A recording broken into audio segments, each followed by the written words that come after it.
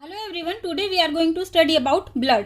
इससे पहले की वीडियोस में हम पूरे हार्ट को कवर कर चुके हैं, फंक्शन को, फीचर्स को, उसके पूरे स्ट्रक्चर को, कार्डियक आउटपुट क्या होता है, cardiac cycle, stroke volume regulation कैसे होता है हार्ट की एक्टिविटी का। उसके बाद ईसीजी भी हम कवर कर चुके हैं और हार्ट की डिजीजेज जो है वो हम उसको भी कवर कर चुके हैं। Atrial systole, atrial diastole, ventricular systole, ये सब हम कवर कर चुके हैं। आज हम फर्दर मूव करेंगे और हम ब्लड के बारे में पढ़ेंगे। अगर आपने वो सब वीडियोज नहीं देखी है तो आप जाके देख सकते हैं, उनका जो लिंक है वो डिस्क्रिप्शन बॉक्स में मिल जाएगा। Now we can start with our topic blood. Blood जो है वो क्या होता है, ब्लड है जो वो एक फाइबरलेस, इसमें फाइबर नहीं होता है, फाइबरलेस स्पेशलाइज्ड कनेक्टिव टिश्यू होता है। कनेक्टिव टिश्यू हमारी बॉडी जो है उसमें दो टाइप के हमारी बॉडी जो है उसमें 4 टाइप के टिश्यूज होते हैं। सबसे पहले क्या होता है, एपिथेलियल टिश्यू, फिर कनेक्टिव, फिर muscular tissue and then nervous tissue या फिर न्यूरल टिश्यू हम उसको बोलते हैं। तो हमारा जो ब्लड है ये टिश्यू है जो हम वो टिश्यू वाले चैप्टर में पढ़ेंगे। अभी हम सिर्फ इतना पढ़ते हैं कि जो ब्लड है वो क्या होता है, एक स्पेशलाइज्ड कनेक्टिव टिश्यू होता है और इसमें फाइबर्स जो है वो प्रेजेंट नहीं होते हैं। ब्लड एक ऐसा पार्ट होता है जिसमें फाइबर्स प्रेजेंट नहीं होते हैं, फाइबरलेस होता है। ठीक है, हमारे जो ब्लड है वो 2 कंपोनेंट से मिलकर बना होता है। एक होता है प्लाज्मा और दूसरा होता है फोम्ड एलिमेंट। हमारे ब्लड में 55% प्लाज्मा प्रेजेंट होता है और 45% फोम्ड एलिमेंट प्रेजेंट होते हैं। जो प्लाज्मा है उसमें भी 90 to 92% वाटर प्रेजेंट होता है। उसके बाद उसमें कुछ अमीनो एसिड्स भी प्रेजेंट होते हैं, गैसेस भी प्रेजेंट होती है, इलेक्ट्रोलाइट्स प्रेजेंट होते हैं, प्रोटीन्स प्रेजेंट होते हैं। और ये जो प्रोटीन्स होते हैं ये वाटर सॉल्युबल प्रोटीन होते हैं, वाटर सॉल्युबल प्रोटीन्स होते हैं ये। अब हमारी बॉडी में जो प्रोटीन होते हैं वो भी 3 टाइप के होते हैं। एक होता है एल्बुमिन प्रोटीन। एल्बुमिन प्रोटीन जो है वो हमारी बॉडी में ऑस्मोटिक बैलेंस जो है उसको कंट्रोल करता है। जैसे कि सोडियम का, पोटेशियम का, जितना भी ऑस्मोटिक बैलेंस है वो सारा ऑस्मोटिक बैलेंस, इलेक्ट्रोलाइट्स, ये सारा कंट्रोल करता है। उसके बाद आता है ग्लोब्यूलिन। ग्लोब्यूलिन जो है वो हमारी बॉडी में क्या करेगा, एंटीबॉडी सिक्रीट कराएगा, डिफेंस मैकेनिज्म की तरह काम करेगा। जब भी हमारी बॉडी में कोई भी फॉरेन एजेंट आएगा तो वो क्या करेगा, डिफेंस मैकेनिज्म की तरह वर्क करेगा और एंटीबॉडीज जो वो सिक्रीट करेगा। एंटीबॉडीज का पूरा कॉन्सेप्ट हम ह्यूमन हेल्थ एंड डिजीज वाले चैप्टर में पढ़ेंगे।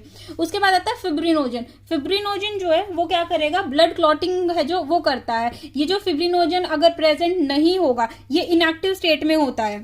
फिब्रिनोजन जो है वो इनएक्टिव स्टेट में होता है, ये एक्टिव स्टेट में कन्वर्ट होता है फिब्रिन में और ये क्या करता है, ब्लड क्लॉटिंग करवाता है हमारी बॉडी में।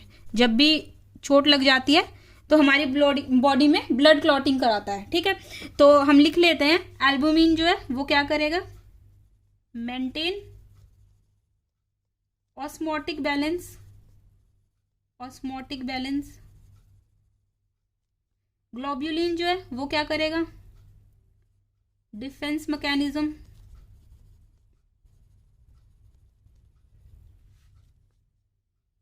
Of the body.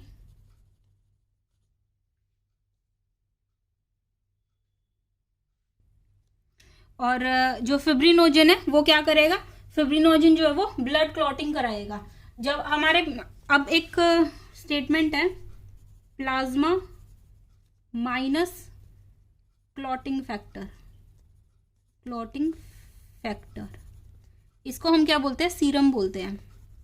मतलब प्लाज्मा के अंदर जब फिब्रिनोजन प्रेजेंट नहीं होता है, जब प्लाज्मा के अंदर फिब्रिनोजन प्रेजेंट नहीं होता है तो उसको हम क्या बोलते हैं, सीरम बोलते हैं। ठीक है, इसको हम एक स्टेटमेंट में और लिख सकते हैं, blood minus formed element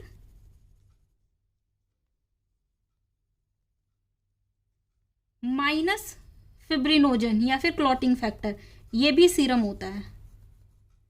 blood के अंदर क्या होगा, ब्लड है जो पूरा, उसमें से फोम्ड एलिमेंट्स हटा दो जो 45% होते हैं और क्लॉटिंग फैक्टर हटा दो तो क्या बच जाएगा, प्लाज्मा बच जाएगा और एल्बुमिन और ग्लोब्यूलिन वाले प्रोटीन बच जाएंगे। तो इसको हम क्या बोलते हैं, सीरम बोलते हैं। ठीक है, प्लाज्मा जो है वो क्या होता है, स्ट्रॉ कलर का होता है।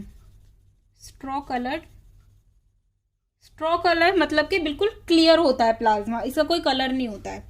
ठीक है, हमने अभी तक क्या पढ़ा कि जो हमारी बॉडी है जो उसमें क्या होगा, ब्लड में क्या होंगे, 55% प्लाज्मा प्रेजेंट होगा और 45% फॉर्म्ड एलिमेंट्स प्रेजेंट होंगे। जो प्लाज्मा है उसमें भी क्या होगा, 90 to 92% है जो वो वाटर प्रेजेंट होगा। उसके बाद कुछ अमीनो एसिड्स प्रेजेंट होते हैं, इलेक्ट्रोलाइट्स प्रेजेंट होती हैं, गैसेस प्रेजेंट होती है, प्रोटीन प्रेजेंट होते हैं। प्रोटीन जो है वो वाटर सॉल्युबल होता है। ये प्रोटीन इंपॉर्टेंट है, इनके नाम याद रखना, albumin, globulin and fibrinogen. Albumin जो है वो हमारी बॉडी में क्या करेगा, ऑस्मोटिक बैलेंस जो है उसको मेंटेन करेगा। ग्लोब्यूलिन जो है वो डिफेंस मैकेनिज्म में हेल्प करेगा, एंटीबॉडी सिक्रीट करेगा, एंटीबॉडी सिक्रीट करेगा। एंटीबॉडीज के बारे में भी हम आगे डिटेल में पढ़ेंगे। उसके बाद फिब्रिनोजन जो है वो क्या करेगा, इनएक्टिव स्टेट में होता है, वो एक्टिव स्टेट में कन्वर्ट होगा फिब्रिन में। ये भी हम पढ़ेंगे कि वो इनएक्टिव स्टेट से एक्टिव स्टेट में कैसे आता है, वो हम जब क्लॉटिंग वाला टॉपिक पढ़ेंगे तो उसमें पढ़ेंगे। और ये किस में हेल्प करता है, ब्लड क्लॉटिंग में हेल्प करता है, ठीक है। अच्छा, 2 स्टेटमेंट मैंने बताई, प्लाज्मा माइनस क्लॉटिंग फैक्टर क्या होता है, सीरम होता है, और blood minus formed element minus clotting factor क्या होता है, ये भी सीरम होता है। ये 2 स्टेटमेंट है, याद रखिएगा।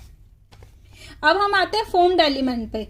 फॉर्म्ड एलिमेंट जो है वो हमारी बॉडी का कितना पार्ट कंट्रीब्यूट करते हैं, 45%। अब इस 45% में से क्या होता है, फॉर्म्ड एलिमेंट भी 3 तरह के होते हैं।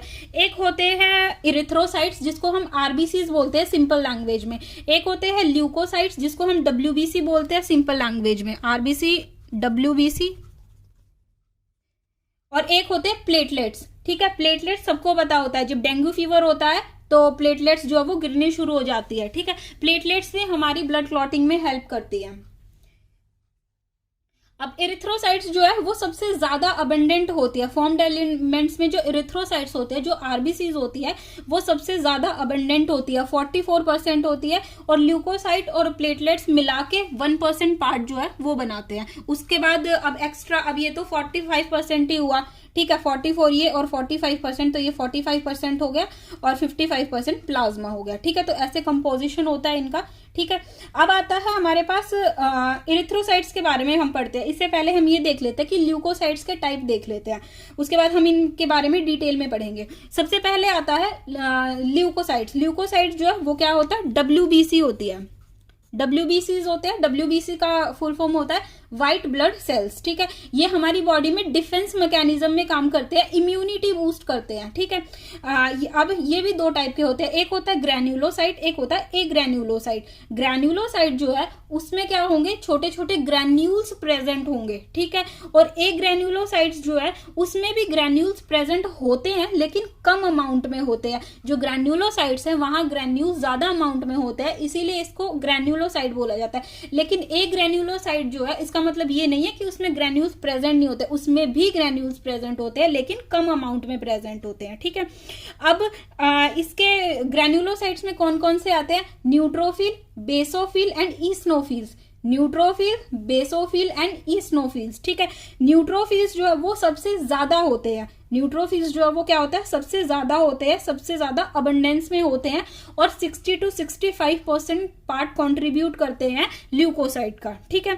उसके बाद आता है ईस्नोफिल्स। ईस्नोफिल्स न्यूट्रोफिल्स के कंपैरिजन में कम होते हैं, ठीक है, 2 to 3% होते हैं। और बेसोफिल्स जो है वो 0.5 to 1% होते हैं, ये सबसे कम होते हैं, ठीक है। ये परसेंटेज धीरे धीरे याद हो जाएगी और एग्जैक्ट परसेंटेज याद रखने की भी जरूरत नहीं है, थोड़ा बहुत आइडिया होना चाहिए बस कि कौन सा ज्यादा होता है। मैं बाद में एक ट्रिक भी बता दूंगी इसको याद करने की।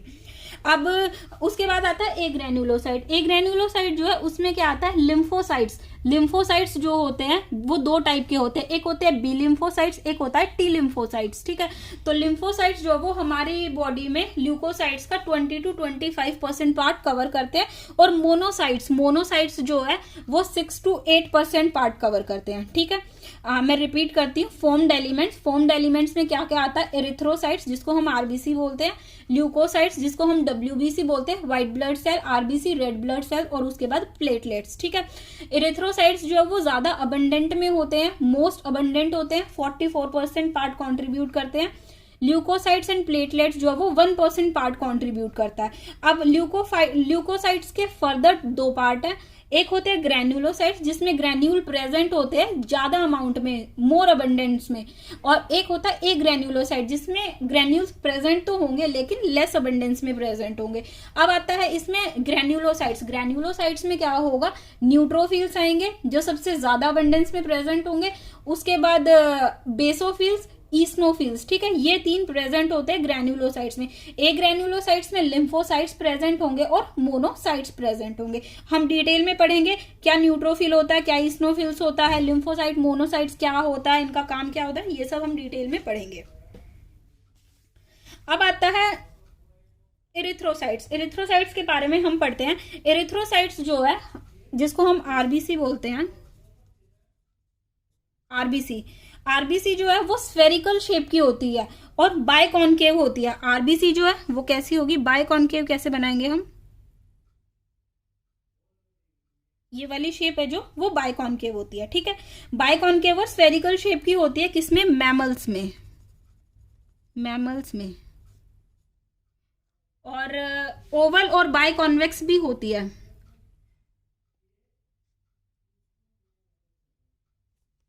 मैं इसको रब कर दूं थोड़ा सा।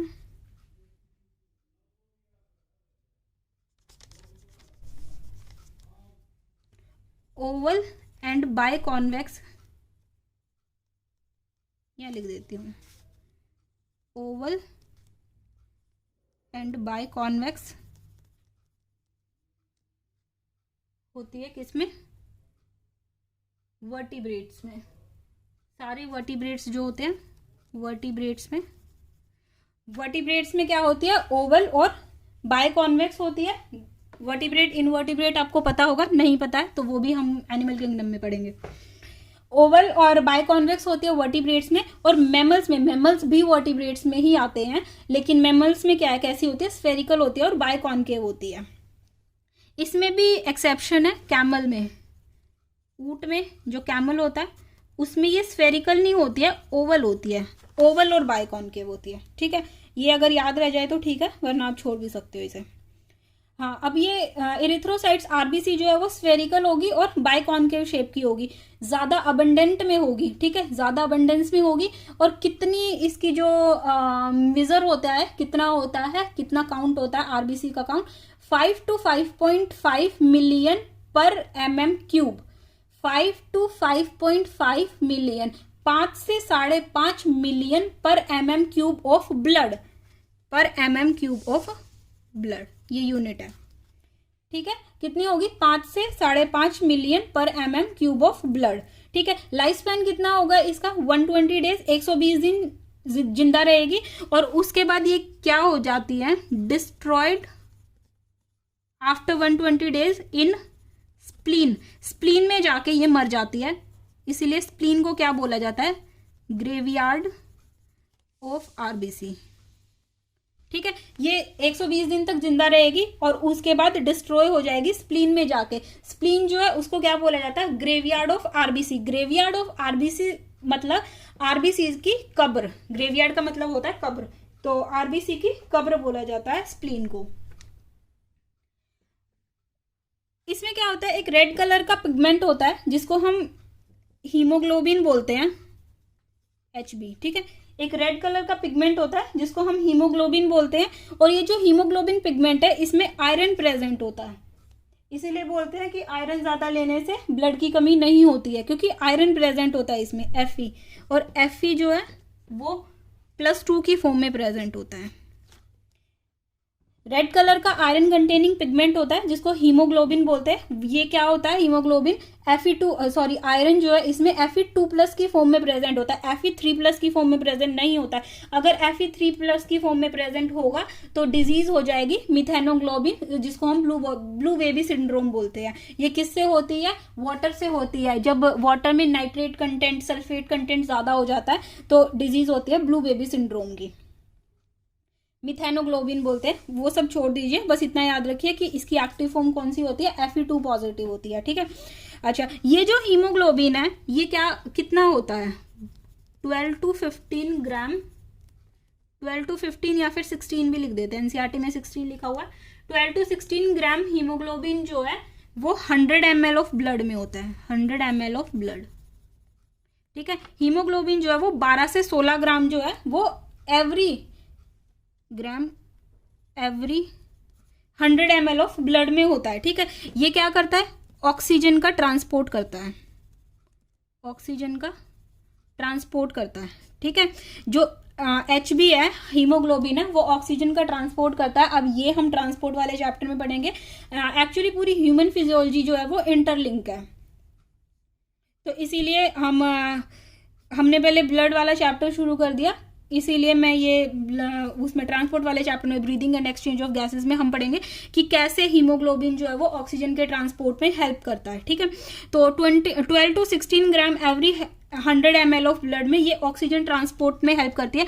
और 97% जो ऑक्सीजन है, 97% जो ऑक्सीजन है वो HB हीमोग्लोबिन के थ्रू ही ट्रांसपोर्ट होती है। हीमोग्लोबिन जो है इसके 4 मॉलिक्यूल्स होते हैं, 4 मॉलिक्यूल्स होते हैं। ठीक है। 4 चेन होती हैं, सॉरी 4 मॉलिक्यूल नहीं, 4 चेन होती हैं, 4 चेन होती है जिसमें 2 अल्फा चेन होती है और 2 बीटा चेन होती है। हीमोग्लोबिन जो है उसका टर्चरी स्ट्रक्चर होता है, एक प्रोटीन है, इसका टर्चरी स्ट्रक्चर होता है जिसमें 2 अल्फा की चेन होती है, 2 बीटा की चेन होती है। इसीलिए एक हीमोग्लोबिन का मॉलिक्यूल 1 HB मॉलिक्यूल जो है वो एक बार में 4 O2 मॉलिक्यूल जो है वो कैरी कर सकता है। ठीक है। मैं रिपीट कर देती हूँ क्या होगा। हमारा जो ब्लड है उसमें वो कैसा होता है, हमारा जो ब्लड है, ठीक है, उसमें इरिथ्रोसाइट्स जो होते हैं RBC, उनकी शेप कैसी होती है, स्फेरिकल और बायकॉन्केव शेप होती है। मोस्ट अबंडेंट होगा 5 to 5.5 मिलियन पर mm³ ऑफ ब्लड होगा। ठीक है। 5 to 5.5 मिलियन, 5 से 5.5 मिलियन RBC जो है वो पर mm³ ऑफ ब्लड में प्रेजेंट होती है। लाइफ स्पैन 120 डेज होता है, 120 दिन के बाद स्प्लीन में जाके डिस्ट्रॉय हो जाएंगी, जिसको हम ग्रेवयार्ड ऑफ RBC बोलेंगे। उसके बाद इसमें क्या होता है, एक रेड कलर का आयरन कंटेनिंग पिगमेंट प्रेजेंट होता है जिसको हम हीमोग्लोबिन बोलते हैं। हीमोग्लोबिन जो है वो क्या होगा, हर एवरी 100 ml ऑफ ब्लड, हर 100 ml ऑफ ब्लड में 12 से 16 gram, 12 to 16 gram of haemoglobin जो है वो प्रेजेंट होता है। ठीक है। ये किस में हेल्प करता है, O2 के ट्रांसपोर्ट में हेल्प करता है, ऑक्सीजन ट्रांसपोर्ट में हेल्प करता है। हमारी बॉडी में जो 97% ऑक्सीजन है वो हीमोग्लोबिन के थ्रू ही ट्रांसपोर्ट होती है। ये हम ट्रांसपोर्ट वाले चैप्टर में पढ़ेंगे। ठीक है। उसके बाद हमारा जो हीमोग्लोबिन का जो मॉलिक्यूल है उसमें 4 चेन होती है, 2 अल्फा चेन होती है, 2 बीटा चेन होती है। ये जो अल्फा बीटा चेन होती है, ठीक है, इसकी वजह से ये कैसा स्ट्रक्चर बनता है, टर्चरी स्ट्रक्चर। टर्चरी मतलब के 4 स्ट्रक्चर। ठीक है। तो 4 चेन होती है इसलिए इसको टर्चरी स्ट्रक्चर बोला जाता है। ठीक है। और एक हीमोग्लोबिन का मॉलिक्यूल जो है वो 4 ऑक्सीजन मॉलिक्यूल जो है वो कैरी करता है। एक हीमोग्लोबिन का मॉलिक्यूल 4 ऑक्सीजन के मॉलिक्यूल जो है वो कैरी करेगा। ठीक है। इसकी और भी डिटेल है, वो हम ट्रांसपोर्ट में पढ़ेंगे। इतना अभी ब्लड के बारे में पढ़ लीजिए, बाकी ऐसा कुछ ब्लड के बारे में बचा नहीं है। हाँ, एक चीज बची है, ब्लड जो है वो कैसा होता है, RBC जो है वो कैसी होती है, ब्लड नहीं सॉरी RBC इन्यूक्लिएटेड। इन्यूक्लिएटेड मतलब के न्यूक्लियस प्रेजेंट नहीं होता है, इसमें न्यूक्लियस प्रेजेंट नहीं होता। अब न्यूक्लियस प्रेजेंट नहीं होगा तो इसमें क्या क्या प्रेजेंट नहीं होता है, माइटोकॉन्ड्रिया भी प्रेजेंट नहीं होता है। ठीक है। न्यूक्लियस प्रेजेंट नहीं होता है, माइटोकॉन्ड्रिया भी प्रेजेंट नहीं होता है, इसमें DNA भी प्रेजेंट नहीं होता है इसमें। ठीक है। अगर किसी मर्डर साइट पे फोरेंसिक डिपार्टमेंट में DNA फिंगरप्रिंटिंग करनी है, तो DNA फिंगरप्रिंटिंग के टाइम पे आप अगर ब्लड है जो उसको कलेक्ट करोगे, ब्लड को कलेक्ट करोगे तो उसमें से क्या निकालोगे, ब्लड को जब हम कलेक्ट करेंगे तो उसमें से RBC से कभी भी DNA फिंगरप्रिंटिंग नहीं हो सकती है। क्यों? क्योंकि उसमें न्यूक्लियस प्रेजेंट नहीं होता है। न्यूक्लियस प्रेजेंट नहीं होता तो DNA भी एब्सेंट होता है, क्योंकि न्यूक्लियस के अंदर ही DNA प्रेजेंट होता है। ठीक है। और उसके बाद जो हम उसमें से क्या एक्सट्रैक्ट करेंगे, WBC ल्यूकोसाइड्स जो है वो एक्सट्रैक्ट करेंगे DNA फिंगरप्रिंटिंग करने के लिए, क्राइम सीन में पता लगाने के लिए कि मर्डर कौन है या कुछ भी हुआ है जो भी है। फोरेंसिक डिपार्टमेंट में कभी भी RBC है जो वो कलेक्ट नहीं की जाती। क्यों? क्योंकि इसमें न्यूक्लियस नहीं होता है। न्यूक्लियस प्रेजेंट नहीं होगा तो DNA प्रेजेंट नहीं होगा, DNA प्रेजेंट नहीं होगा तो DNA प्रोफाइलिंग कैसे होगी। ये पूरा RBC के बारे में हमने पढ़ लिया।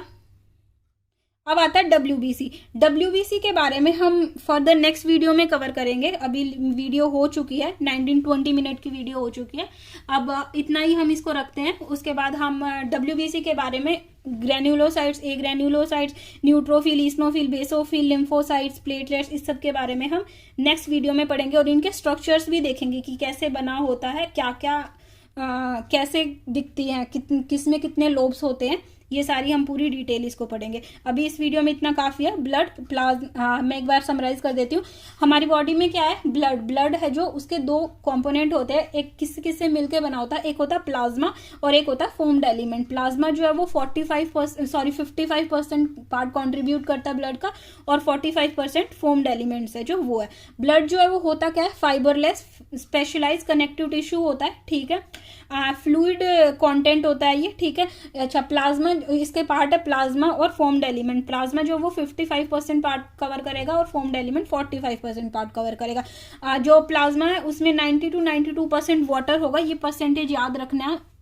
और वाटर होगा, अमीनो एसिड्स होंगे, कुछ गैसेस प्रेजेंट होगी, इलेक्ट्रोलाइट्स प्रेजेंट होंगे, प्रोटीन्स प्रेजेंट होंगे। प्रोटीन में कौन कौन से, एल्बुमिन जो ऑस्मोटिक बैलेंस जो है वो मेंटेन करेंगे। उसके बाद ग्लोब्यूलिन है जो वो डिफेंस मैकेनिज्म की तरह काम करेगा हमारी बॉडी में, एंटीबॉडी सिक्रीट कराएगा, ठीक है। जब भी कोई भी फॉरेन एजेंट जो है हमारी बॉडी में एंटर करेगा तो वो उसको किल कर देगा एंटीबॉडीज के थ्रू, ठीक है।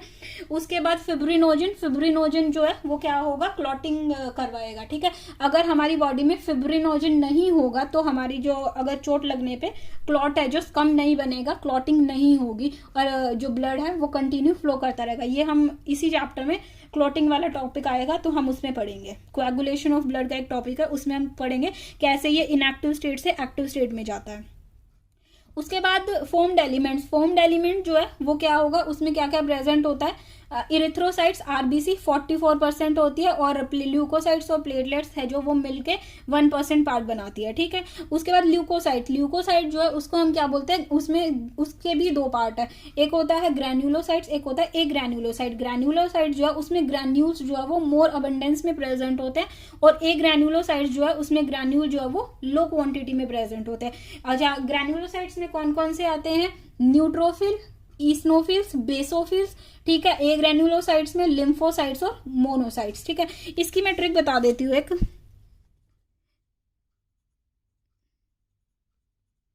ये इसकी अबंडेंस है, या तो डायरेक्ट भी याद कर सकते हो NLMEB, ठीक है। ये डायरेक्ट भी याद कर सकते हो जिनको थोड़ा सा मतलब दिक्कत होती है, जो ऐसे डायरेक्ट मेमोराइज कर सकते हैं। वरना इसकी एक ट्रिक है जिससे मुझे याद है, ये नेवर लेट मंकी ईट बनाना। ये थोड़ा सा बड़ा सेंटेंस है, आप ऐसे डायरेक्ट भी कर सकते हो। एनएलएम से तो फिजिक्स में एक चैप्टर है न्यूटन लॉज ऑफ मोशन, तो वो भी हो सकता है, और ई भी आगे याद कर लो, ठीक है। या फिर नेवर लेट मंकी ईट बनाना, जैसे आपकी मर्जी है वैसे आप याद कर सकते हो इसको। उसके बाद आते हैं हम डिटेल, हमने किसकी पढ़ी है अभी तक, एरिथ्रोसाइट्स की पढ़ी है। एरिथ्रोसाइट्स आरबीसी जो है वो स्फेरिकल शेप की होती है, बाय कॉन्केव शेप की होती है। किसमें, मैमल्स में भी एक्सेप्शन क्या है, कैमल जो है उसमें ओवल शेप की होती है और बाय कॉन्केव होती है, ठीक है। और बाकी के जितने भी इनवर्टिब्रेट्स है उसमें ओवल होगी और बाय कॉन्वेक्स होगी, ठीक है। अब ये क्या होगी, इसमें मोर अबंडेंट होगी, सबसे ज्यादा क्वांटिटी में प्रेजेंट होगी, 44% हमने पढ़ा, ठीक है। 5 to 5.5 मिलियन पर mm³ ऑफ ब्लड है जो 5.5 मिलियन पर mm³ ऑफ ब्लड है जो इसमें प्रेजेंट होगी, ठीक है। इतनी प्रेजेंट होगी। 120 डेज लाइफ स्पैन होगी इसकी, ठीक है। ये 120 दिन के बाद क्या करेगी, स्प्लीन में डिस्ट्रॉय हो जाएगी। तो स्प्लीन को क्या बोला जाता है, ग्रेवयार्ड ऑफ आरबीसी, ठीक है। अच्छा, उसके बाद आता है रेड कलर का आयरन कंटेनिंग पिगमेंट प्रेजेंट होता है, हीमोग्लोबिन जो है वो every 100 ml of blood containing 12 to 16 gram of haemoglobin. ये वाली लाइन है जो वो याद रखना, एनसीईआरटी में लिखी हुई है और काफी इंपॉर्टेंट लाइन है। Every 100 ml of blood contain 12 to 16 gram of haemoglobin, ठीक है। हीमोग्लोबिन जो है उसकी 4 चेन होगी, एक होगी अल्फा, 2 अल्फा और 2 बीटा चेन, इसीलिए ये टर्शरी स्ट्रक्चर होता है, ठीक है, प्रोटीन का टच टू स्ट्रक्चर होता है। उसके बाद ये क्या किस में हेल्प करेगा, ऑक्सीजन ट्रांसपोर्ट में हेल्प करेगा। 97% ऑफ ऑक्सीजन जो है वो हीमोग्लोबिन से ही ट्रांसफर होती है, ठीक है, ट्रांसपोर्ट होती है। और एक हीमोग्लोबिन का मॉलिक्यूल 4 मॉलिक्यूल ऑफ ऑक्सीजन जो है वो कैरी कर सकता है। क्यों? क्योंकि इसके पास 4 चेन होती है, ठीक है। इन्यूक्लिएटेड है, न्यूक्लियस प्रेजेंट नहीं होता है इसमें, इसीलिए इसको डीएनए प्रोफाइलिंग में यूज नहीं करते हैं। ब्लड से हमेशा किसको, डब्ल्यूबीसी को निकालते हैं, क्योंकि इसमें क्या होता है, न्यूक्लियस प्रेजेंट होता है तो डीएनए प्रेजेंट होगा, ठीक है। ये हम आगे बढ़ेंगे। ये कंप्लीट हो गया है, मैं देख लेती हूँ कुछ रह तो नहीं गया। हाँ, ये बनती कहाँ है, यहाँ लिख देती हूँ। एरिथ्रोसाइट जो है इसका फॉर्मेशन कहाँ होता है, फॉर्मेशन बोन मैरो में, बोन मैरो में बनती है, बोन मैरो में बनती है। और इसको क्या बोला जाता है, एरिथ्रोपोइसिस,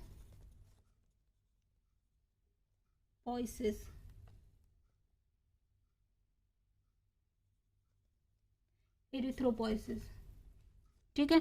ये बोन मैरो में बनेगी। और माइटोकॉन्ड्रिया नहीं होता इसमें, नो माइटोकॉन्ड्रिया,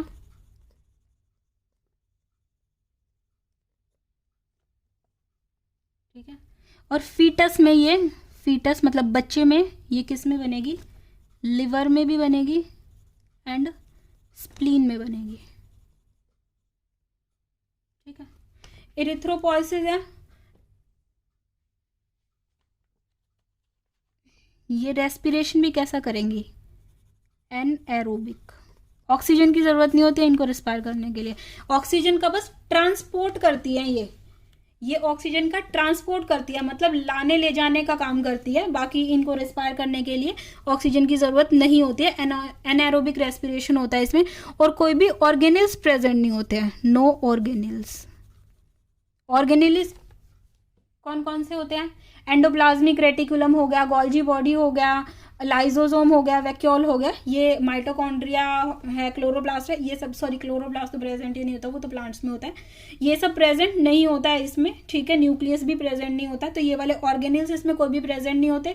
एनारोबिक रेस्पिरेशन करती है, बोन मैरो में बनती है, किडनी में भी बनती है। ये आरबीसी किडनी में अगर बनेगी तो उसको क्या बोलेंगे, किडनी में अगर बनेगी तो उसको बोलेंगे इरिथ्रोपोइटीन,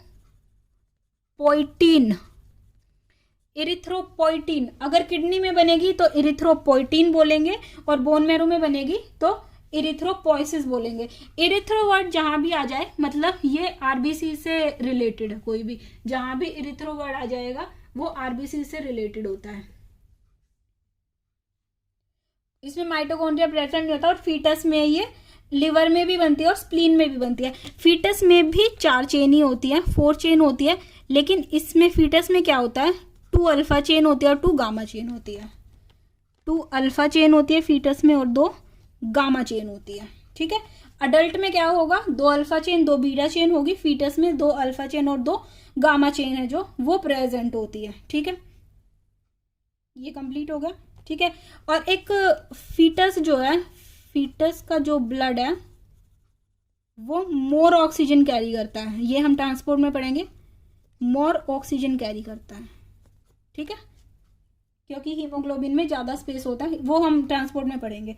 ये इतना हमने पढ़ा है ब्लड के बारे में, एरिथ्रोसाइट्स के बारे में, ये कंप्लीट हो गया। बाकी इसमें कुछ बचा नहीं है, मैंने सब कुछ देख लिया, एनसीईआरटी का सब कुछ कवर कर लिया, इनफैक्ट थोड़ा सा एक्स्ट्रा भी कवर कर लिया, ठीक है। जहाँ भी इरिथ्रो वर्ड आ जाए वो रिलेटेड होता है आरबीसी से, और जहाँ भी ल्यूको वर्ड आ जाए वो रिलेटेड होता है किससे, डब्ल्यूबीसी से, ठीक है।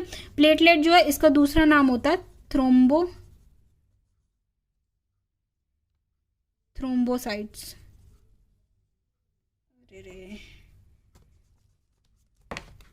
थ्रोम्बोसाइट्स, ठीक है। ये हम बाद में पढ़ेंगे, मेगा कैरियोसाइट्स वगैरह क्या होता है वो हम फर्दर पढ़ेंगे, ठीक है। अभी वीडियो थोड़ी सी लंबी हो चुकी है, लेकिन हमने काफ़ी डिटेल में कवर किया है, ये जितना भी पार्ट कवर किया है। बाकी हम डब्ल्यूबीसी जो है वो नेक्स्ट वीडियो में कवर करेंगे, ठीक है। आई होप आपको वीडियो अच्छी लगी होगी, समझ आई होगी। अगर समझ आई है तो चैनल को लाइक कर दीजिए, चैनल को सब्सक्राइब कर दीजिए, वीडियो को लाइक कर दीजिए और आगे शेयर करिए वीडियो को। Thank you so much.